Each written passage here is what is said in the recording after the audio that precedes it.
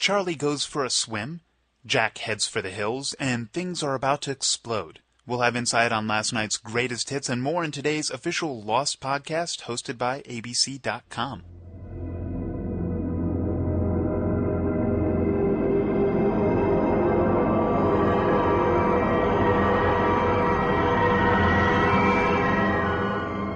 Welcome back to the ultimate podcast for Season 3 of Lost.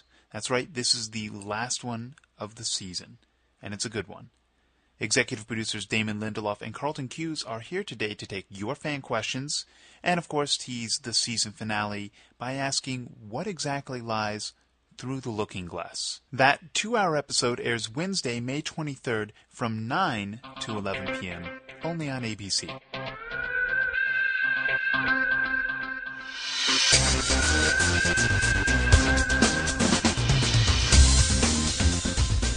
Well, hi, Damon. Hey there, Carlton. I saw you on TV last night. I saw you on TV last night. Wow. Do you like that head turn? It's kind of like Paul Moyer on Action News. It sure is. And all that you've been practicing that all season, and I think you've actually perfected it. The problem is now I only can turn my head in that one direction now. I can't turn it back the other way. The one question, though, that was not answered is, and I will answer here now, is why do they do podcasts instead of clip shows? And the answer is because of that head turn. Yeah, that's true. I mean, I have to always sit on the same side of you during the podcast so that I don't have a head turn issue. Yeah, well, you wouldn't want to turn it in the opposite direction either because you could throw Exactly. your back out or something. By the way, it was pointed out to me that on our last podcast, while we did rehash, we did no prehash. We just skipped the prehash and we went right to the questions, and there were some people that were pissed about that. We didn't rehash. No, we didn't prehash. Oh, we didn't prehash Greatest Hits. Right, so now we can rehash Greatest Hits, which would be kind of, and we'll make it a rehash. Why don't we just prehash Greatest Hits, which everyone has already seen? Let's start with rehashing Greatest Hits. So, Damon. Yes, Carlton. What is the Looking Glass Station, and who are the people Charlie discovered in it? Chris White is God. Why did Juliet think it was flooded? First off, I'm going to go ahead and disagree with the primary central thesis of that question. Chris White is probably a lesser deity, but the Looking Glass Station, or the Looking Glass Hatch, as it's referred to in the blueprints, obviously, our guys aren't the only people that think of the word hatch. Is we don't know anything about it, and I'm hoping that we find out significantly more about it in the finale, because I've got a lot of questions like. What are those women doing down there? Are they others? Were they stationed there? If this thing is jamming, did Juliet really think it was flooded, or is this just another lie in her web of lies? Yeah. Why do you think it's called a looking glass, Carlton? I'm going to say that might be a Alice in Wonderland illusion. It wouldn't be that's illusion with an A, right? Yes. I always confuse those two. Yeah. Because when you did an illusion with an I for me this morning, when you made the Six of Hearts disappear and then my belt was gone, that was an illusion. By the way, I've got your wallet, too. Check. Impressive. The last time I woke up and my belt was missing, it was not a good illusion. Yeah, and I was not there, just for the record. Where were you? I have a question. Is the Looking Glass, while we're on the subject of it, the quote-unquote underwater station that was referred to back on Kelvin's map back in Season 2? Is there any more information that can be gleaned from this map? I think it was the underwater station referred to back on that map, in fact. This, and obviously the origin, the first time we had any allusion to this station was back in Season 1 when Saeed discovered that wire on the beach. Interesting. And people have been asking, what was that wire? Where did that wire go? What was that wire all about? An answer. The show gave us an answer. Thank God, finally. Can I ask a fairly obvious question then? Yes. If the whole purpose is to turn off the jamming mechanism in the Looking Glass Station, why don't they just take out a pair of hedge trimmers and cut the wire? I mean, wouldn't that do the trick? Well, possibly, but it's also possible that cable wasn't the sole source of power for the Looking Glass. I also probably... It could have been a communication cable. I also probably think if Desmond came up to Charlie and said, I see you cutting the cable, and then you get sand in your eye, and then you wouldn't really rub be the quite sand, so dramatic. probably people wouldn't watch the finale. But, More importantly, though, Charlie's alive, which is great news. I mean, Charlie's I thought alive. for sure that because it was his flashback episode, and especially because the flashbacks were so sentimental, that he was going to die. But he didn't, and I guess that's kind of how we roll in Lost. By the way, big shout outs to Eddie and Adam, Kitsis and Horowitz, and Stephen Williams, who directed Greatest Hits, and did Dom. an excellent job. And Dom, Dominic. who was especially awesome. I mean, you Yeah. know, it's just did great work, and all that underwater work. Not easy to shoot, I'm sure. Exactly. What do you think? Is Jack's plan going to work with the others by moving up the timeline? I mean, is this the prelude to the big war that's been promised? Well, I did see an explosion in the coming attractions for next week, so it looks like, you know, somebody's going to get blown up. But knowing Jack's plans in the past, they tend to, they tend to not always work out. What's actually worse, Jack's plans or Jack operating on you? Well, let's see. So far, the only person that Jack has managed to save on the island is Ben. So, I guess if you're a bad guy, he's enormously successful in saving your life. But if you're a good guy, you're a goner. Yeah. I would just say, off the record, because no one's listening to this. No, of course. If Jack's plan were to work, it would probably have horrible repercussions for him personally. That's true. And I would just leave it at that. Yeah. I would say if anyone can snatch failure from the jaws of success, it's Jack Shepherd. Yeah, I'm kind of anxious to see what happens, though. And I know that we've promised the audience a definitive answer about Desmond's prognostications by the end of the season. So I guess that means Charlie lives or Charlie dies. So Definitively. I just want to know, though, Carlton, if he lives, are you going to continue yanking my chain in the next season? I mean, like, No. he'll be alive, and that'll... If he's alive, Desmond he's will alive. start having flashes about the dog or something, Exactly. something else. So move on. Exactly. Okay, that's Exactly. good. We've actually been prehashing without kind of really being aware of it. Well, let's prehash, but within the parameters of what we were actually going to prehash. Because Okay. we kind of decided that, well, first of all, we actually finished work. We're looking at some visual effects today, the sound mixes the next few days, and then we are done with the finale. The finale actually doesn't even get delivered till Tuesday morning for air Wednesday, which tells you kind of what life in Televisionville is like. Putting it up wet, as they say in the trade. And, It's kind of like Carlton's shirt right now. thanks. Is that sweat, or It's did sweat. you It's just kind hose of an down Albert, before the show? It's sort of an Albert Brooks You thing. just I'm got feeling some very, very nervous today. Good definition there. I don't want to go. I don't want to have another laughter in crisis today. All right, well, So I'm only going to ask you very, very serious questions. that was a today. nice broadcast news reference there for those of you who didn't catch it. But, Yes. all right, it's getting heady here at the podcast. But anyway, we're really going to kind of go into radio silence because the finale we think is very cool. We're very proud of it. But in the finale, we want to allow your own imaginations to kind of arrive at your own conclusions about the events in the finale. They speak for themselves, but then they don't speak for themselves. And I feel like if we start trying to further clarify what happened, or this is kind of like Locke getting shot a couple weeks ago. Instantly we were sort of barraged with, "Is he really dead?" But just by the nature of answering the question, we begin to give indications of whether he is or not. So I sure hope Locke shows up in the finale. By the way, Yeah, I do too. it'd kind of suck if he didn't. Yeah. So let's move on, shall we? May I kick it off, Carlton? Awesome. Rose and Bernard by Allison in Vegas. Just one post in the last 90 days. It's a nice, sane posting. Hey, Damon and Carlton. I was thrilled to see Rose and Bernard make their long-awaited return in last night's episode. Much like the Addison Shepard Grey's Anatomy spin-off, I get the sense that you have finally successfully negotiated with ABC to bring us their next big spin-off show, Rose and Bernard Love Island. Is this true? Will we die-hard Rose and Bernard fans finally be rewarded for the long wait? Might you keep Charlie around to join the cast as a pool boy? When Rose told Bernard this isn't pheasant hunting in Montgomery County, Montgomery, of course, is the Kate Walsh, Addison's first name, or maiden name. When he told her he wanted to detonate the dynamite, the euphemism was pretty blatant. I hope the sweet lovemaking off in the jungle will resume soon. Looking forward to the finale, and thanks for the great season, guys. So, Wow. do you want to confirm Allison in Vegas' suspicion that we have done a backdoor pilot? Absolutely. She figured it out. And We think we're so clever. there's 48 episodes of Lost left, and then we're going to do 39 episodes of Rose and Bernard. Love Island. Love Island.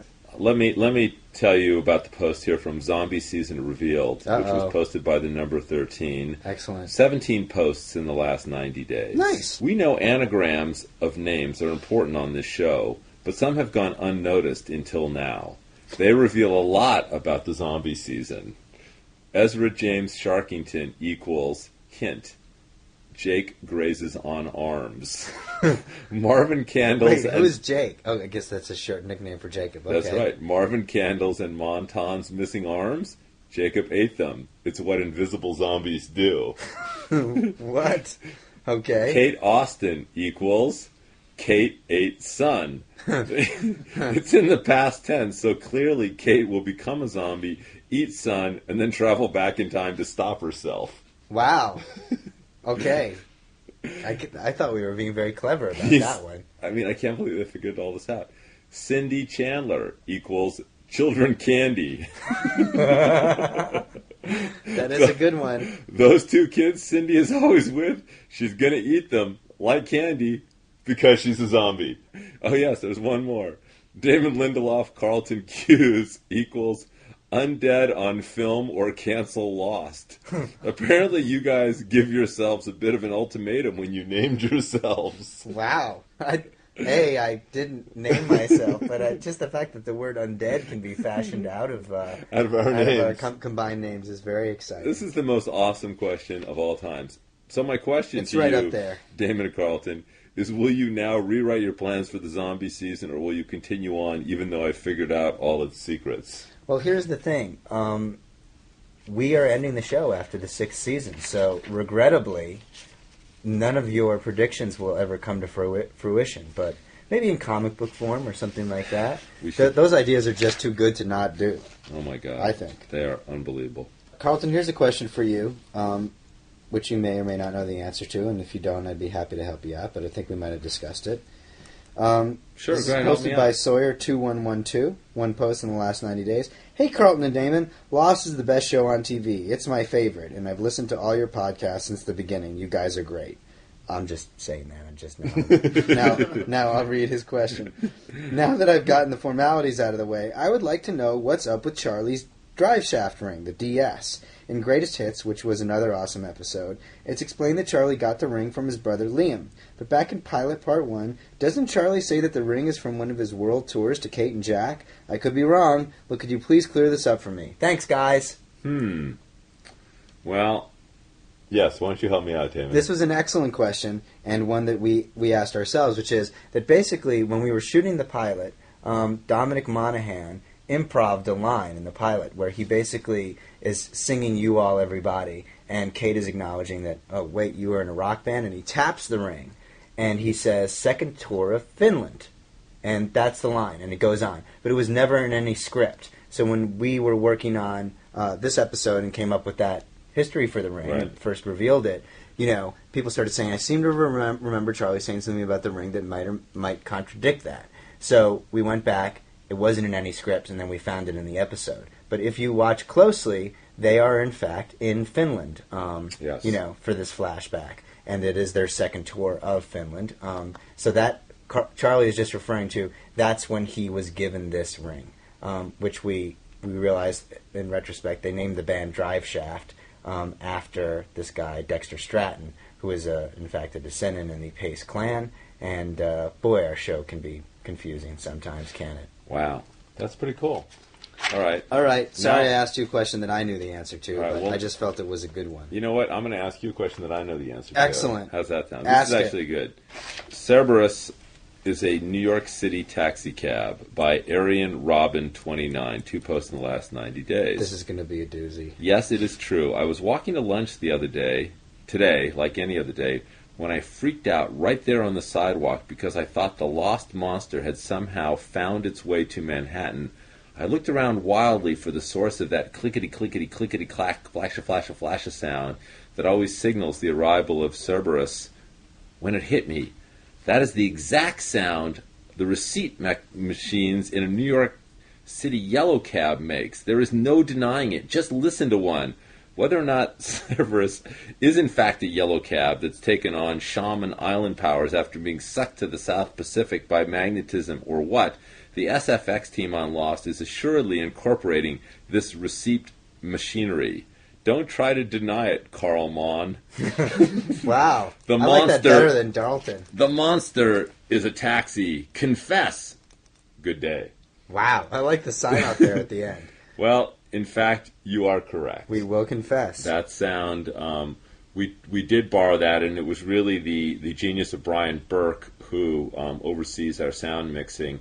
And we were sort of searching for a really cool, unique sound to play with that monster. And he had the idea of using the taxi cab receipt. And we actually sent one of our sound guys out in a cab to record it out of a real cab in Manhattan. And it has to be the New York City cab, which is...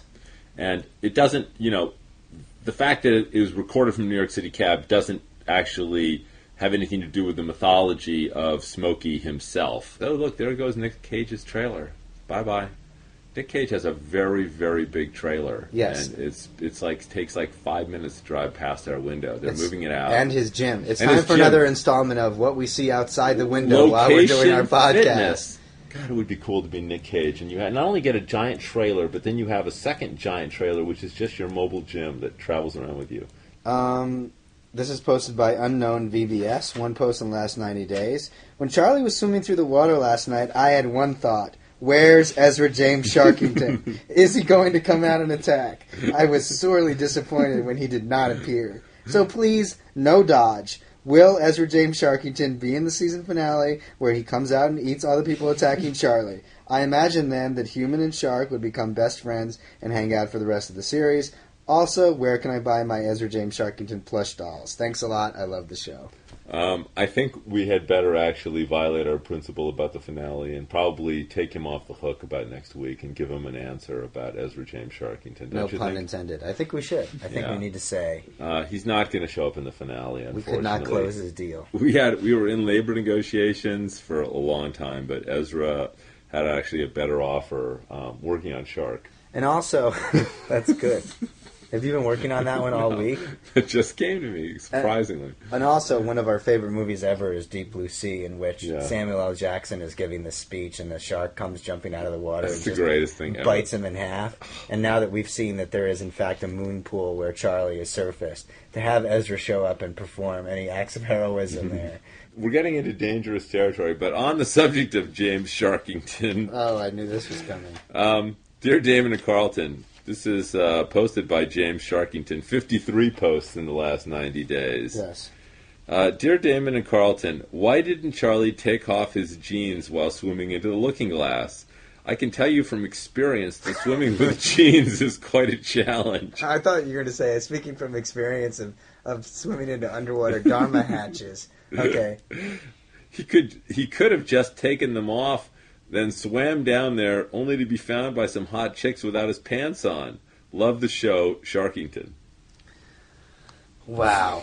Well, it's hard. First off, it's hard to answer that question to somebody who's sitting essentially in a shirt that is completely soaked through, so that I can see every detail. But other than that, I just think Charlie wanted to weigh as much as possible so he could get down to the ocean floor at a rapid descent. People asked us this question when Sawyer put his jeans on when he dove into the water, and I guess our actors like to swim with their pants on. There's something inherently cool about swimming in your jeans, and I speak from personal experience. Yeah, well, obviously James Sharkington doesn't agree with that. I don't like to take my jeans off, ever.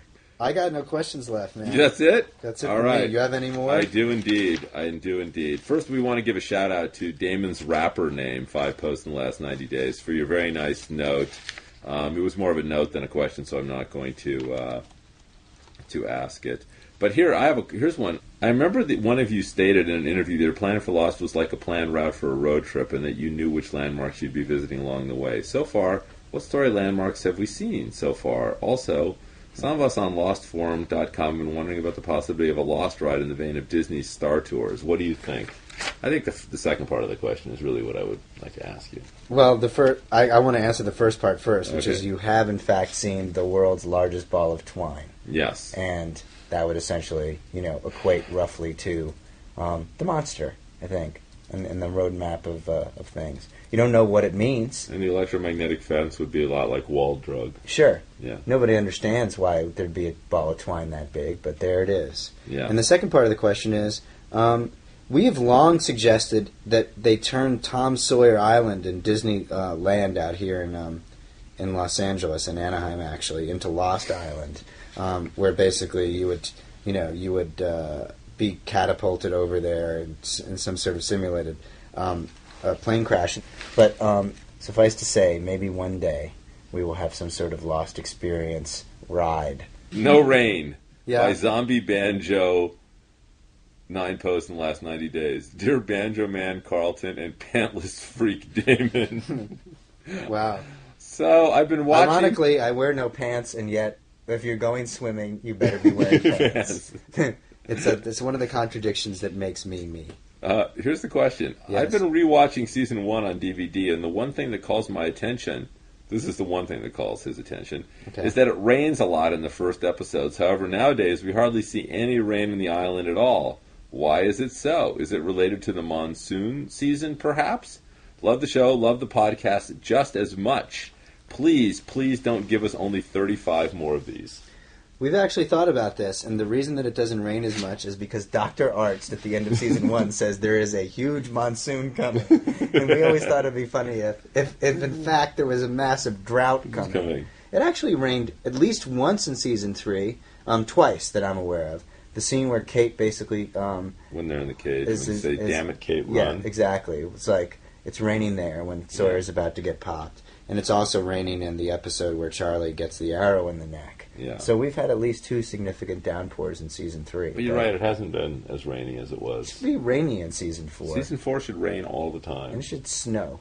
Snow would be awesome. We did snow at the end of season 2. And people We went, did. what? We should do a nice quality hailstorm. You know? More weather in season 4. We Maybe that's it. we promise, you heard it here first. Yes. You tuned into this podcast thinking you get no teases about season 4. You will get hail. You will get more rain. You will get Wind, breeze. breeze. Heavy breezes. Breezes. There will be systems moving in. Humidity. All we have to do is, like, humidity is easy to write because it'll just be like, boy, is it humid today. And you could deliver that line in your shirt. By the way, it's very humid Yeah. today. I think we better get out of here. All right. This is like, I've Did had you- enough. There actually... There's the phone. We had to wait till the phone rang. All right, guys. Thank you so much for hanging in with us all season long. Thank you for watching season 3. We know that it was a little bit of a bumpy road at first, but we really feel that, hopefully we ended on a high note. And We'll acquit ourselves well with the finale in your eyes. yes, that is our hope. So until we meet again, Aloha. have a wonderful summer. And mahalo. Bye-bye, guys. That wraps up our podcasts for this season, but fear not, we'll be back before long. We'll be around periodically with updates and news. And later in the summer, we'll be bringing you special coverage from Comic-Con. Until then, you can always get your Lost fix by checking out replays of Season 3 at abc.com. And, of course, there's always the DVD to look forward to. The season finale, Through the Looking Glass, airs Wednesday, May 23rd from 9 to 11 p.m. only on ABC.